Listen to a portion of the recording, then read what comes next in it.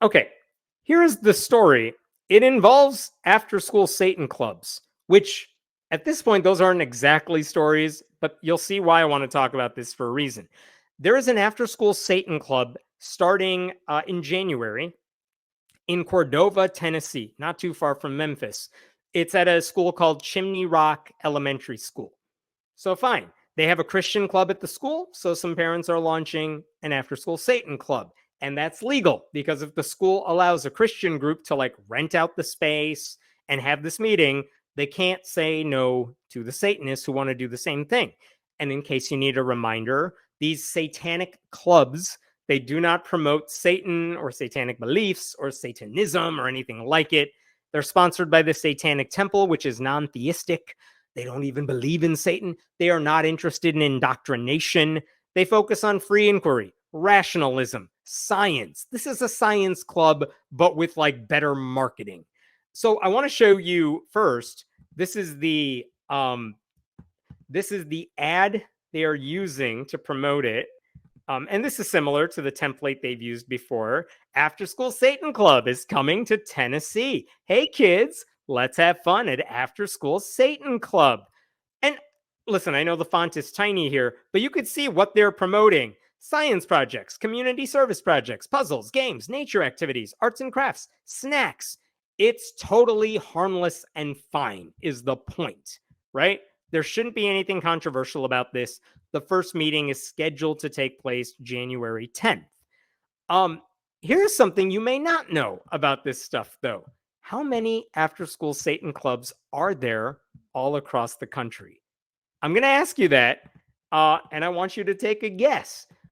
Leave a note in the comments. How many after-school Satan clubs are there everywhere in the country? Because I will admit I was surprised by the answer. The answer is 4. There are 4 after-school Satan clubs in the country, and they get so much media attention because so many adults in those communities cannot handle them. And that is where I'm going to. That's where I'm getting to with this story. By the way, of those 4 after-school Satan clubs, one of them that I've talked about on this channel before was in Pennsylvania, where the district said, we cannot have you here. And that led to a lawsuit, and the school district eventually had to pay over $200,000 in legal fees to the Satanic Temple's lawyers and things like that. The thing to mention here, though, is the Satanic Temple is not starting any of these clubs from scratch. They only maybe launch them in elementary schools where a Christian club like the Good News Club is already present. And even then, it's only when parents in the community request it. Okay? So in the case of this school in Tennessee, according to the Satanic Temple, they say parents of 13 kids have already signed permission slips opting in to the club. So that's interesting. The New York Times said we couldn't find any of those parents, or at least they did not want to speak to the New York Times. But again, when the club starts, we'll see if they're telling the truth. You know what I mean? Honestly, I don't know that I would want to go on record about this too, because the backlash could be pretty dramatic. So I understand why parents wouldn't want to go public with this. As we just saw last week at the Iowa State Capitol, the mere mention of the Satanic Temple, the mere idea of Satanism drives some people insane to the point of vandalism. So who knows what they would do at an elementary school. But the reason I wanted to bring up this story is because there were so many particular stories about this club in Tennessee, and everyone who didn't want the club to be there, like, bared their ass for the world to see because they just said the dumbest stuff in public to try to explain, like, why this was legal, but also why this shouldn't happen.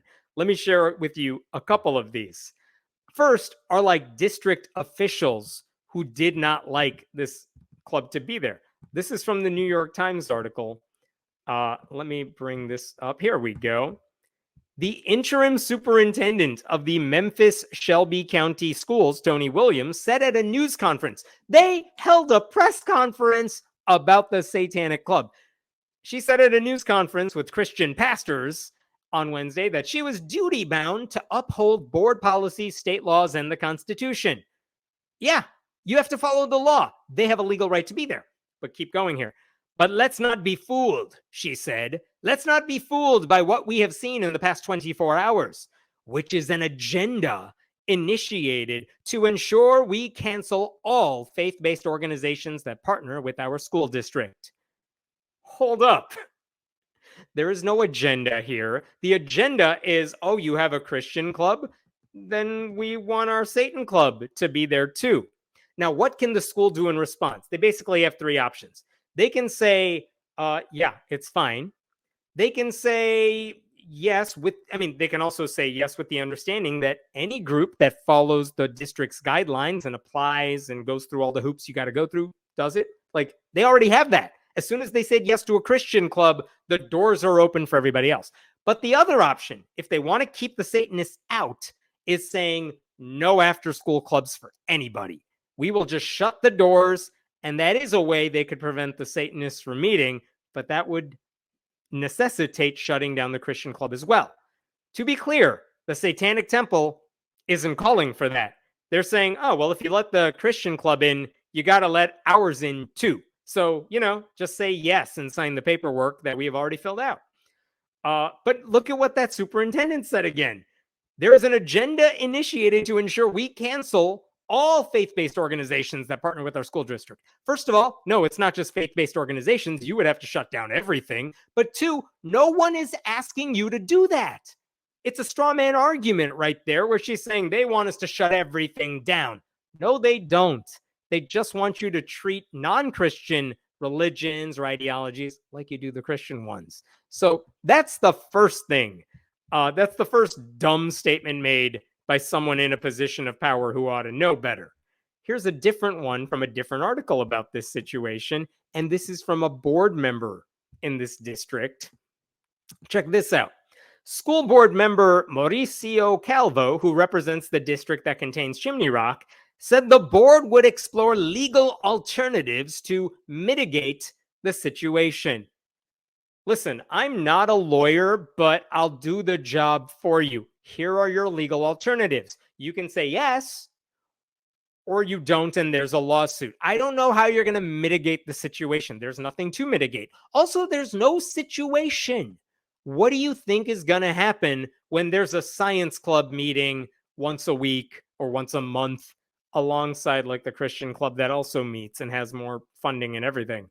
Like, what are you talking about? There's nothing to save people from. So that's a dumb thing to say as well.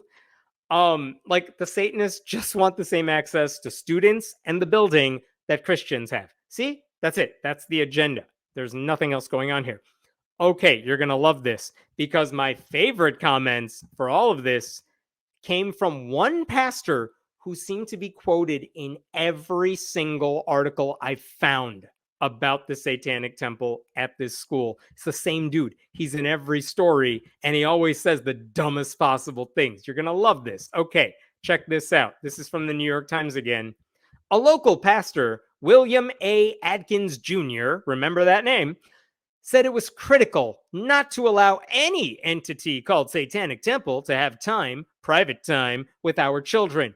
But he acknowledged that he was not sure how to bar the group without violating the Constitution. This is, in fact, what I call Satan personified, he said. They put us in a trick bag, and we almost can't get out of it using the Constitution against us. Oh my God. These damn Satanists have tricked us because they're using the law, and we can't get out of it because we have to follow the law. And he's very upset about this because the Satanists tricked him because they know he really wants to shut them down. And that means shutting down the Christian club as well. And so oh my God, beautiful. Chef's kiss to that quotation. The damn liberal Satanists trying to use the law on their side. Like, what are you talking about? So that's dumb as hell.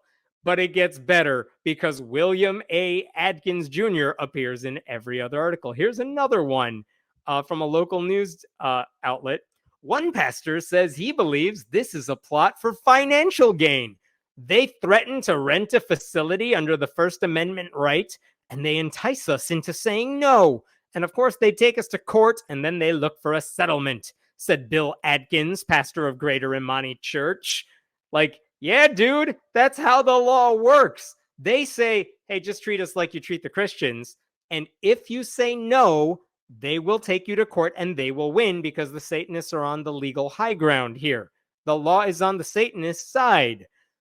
But that's not a plot for financial gain. The only way there's any financial gain here, and by the way, it's mostly school districts covering lawyer fees, not the Satanic Temple getting money. The only way that happens is if you're dumb enough to say no to them. No one wants you to say no. All you have to do is follow your own damn policies. But again, I don't know why they keep pushing this pastor in front of the media to say, yeah, go talk to them. You're the smartest one of the bunch. But wait, it gets better because Bill Atkins was in a different article too. Wait, another news article. Reverend Bill Atkins, pastor of Greater Imani Church, said he believes in the First Amendment, but his liberality is being challenged. Yeah, this guy's a total liberal. We cannot allow any entity called Satanic Temple to have private time with our children. Yeah, we heard that. Okay. I can't go into the school building and pray, but yet we can rent a facility to the Satanic Temple and they can give a party for children. It's ridiculous. It's absurd. What the hell? First of all, yeah, you can't go into the school building and pray. You know who else can't do that? Everybody. You cannot proselytize. The children are not your targets. You don't get to do that. Second, yeah, you can rent a facility to the Satanic Temple because we know you do that with Christian groups. Third, they're not giving a party for children. They're hosting science club, which, listen, for nerds like me, that is a party, but also it's not a party. What? It's ridiculous. It's absurd. Sure it is. What's ridiculous? That you have to treat people the same under the law? I don't know why they're trotting out this guy as their best dude. Okay, but wait, here's the kicker. Are you ready for this? I was sent this after I posted my article about this satanic club. I did not know this existed. I'm going to show you the headline and you will scream. By the way, this is from the Daily Mail, and I know it's the Daily Mail, but still, they just have the best headline for this. Pastor's daughter, pastor being William Atkins, writes scathing open letter to despicable father who abandoned her after she was conceived out of wedlock, telling him to go to hell. Oh my God. LaShonda, this is from 2013. Doesn't matter. That's why I didn't find it now, but it's there. LaShonda Matlock claims preacher father Bill Atkins ignored her for the first 33 years of her life. His church was only 5 blocks from her childhood home. The preacher sent her a cease and desist order to leave him alone when she was 6. He responded to the letter by asking her to appear in front of his congregation. She declined, saying therapy would be more appropriate. And just so we're clear, we are talking about the same dude. She wrote this letter to my father, Bill Atkins, go to hell. She wrote that, calling her estranged father's faith, manhood, and moral character into question while detailing his cruel ignorance of her existence for decades. Mr. Atkins is the founder and pastor of Greater Imani Church. Same dude. Come on. That's the dude who is now saying, we have the moral high ground here over the Satanists. You can't let them in. Oh my God. Glorious. Just glorious. Before I finish with this story, there are also dumb parents who are commenting on the situation as well. I just wanted to show you a couple of their quotes as well here. This is, again, from a local news outlet. I think it's BS, says parent Courtney Dennis. I think it needs to be held somewhere else and not a school. Which, listen, parents are allowed to be stupid. It's the school board and the district officials who are not allowed that leniency. But also, no, that's not how it works. I don't care what you think. They don't have to hold it somewhere else because that's how the law works. And also, look at this grandparent. I'm about to come unglued right now, said grandparent Jenny Kincaid. I cannot believe this is a kindergarten through 5th grade school and they're letting a satanic club come in here. Yeah, lady, because they allow a Christian club in there. It's not weird at all. Why are you mad about this? I cannot believe these are the people they are letting comment on any of this. One last dumb parent statement, maybe two. Sorry, I have too many of these, and I didn't want to not share them with you. This is a different parent here, also in a local news article. Parents still have questions about what the club will do. It's going to be where our children are, said grandparent Tanya Vester. We should have had some earlier notification, a chance to say, maybe this is not something the parents here would like. What? You have a month. You have a month notification. Is that early enough for you? Also, no one cares what you think, Tanya. That's not how the law works. It's a science club. No one cares if you don't like it. One last dude. Concerned parent Reggie Carrick said he felt the school system was letting kids down in order to dodge a lawsuit. This is going to spread like wildfire. If they're able to get into one school, how many other schools are they plotting to do? Carrick asked. Again, we know the answer to that. It's 5 after this one launches. 5. That's how many after-school Satan clubs there will be when we are done with this. By the way, let's play another game. How many good news clubs, how many Christian clubs are there across the country? Because I have that answer for you as well. But take a guess. Again, with this Memphis, Tennessee nearby after-school Satan club, there will be 5 after-school Satan clubs. How many good news clubs are there? How many? How many? I will show you. Look on the left. This is the Good News Club's website. 79,733 clubs worldwide. And they're all mad about the 5 after-school Satan clubs. Just the dumbest people who know nothing but feel so damn confident that they're going to say the dumbest things for posterity's sake in like a media article about this stuff. Just wild. So just to be clear, as far as I can tell, the district has approved the club. They will meet starting January 10th, and it'll be fine because there's nothing inherently controversial about the club. It's just people freak out about it over nothing. I mean, the only way it's not going to open and launch on January 10th is if district leaders take very bad legal advice, which, given the people they are surrounding themselves with, is not out of the question. But I mean, I hope the district's lawyer is smarter than all the people talking to the media about the club, right? We'll see. We'll find out very soon.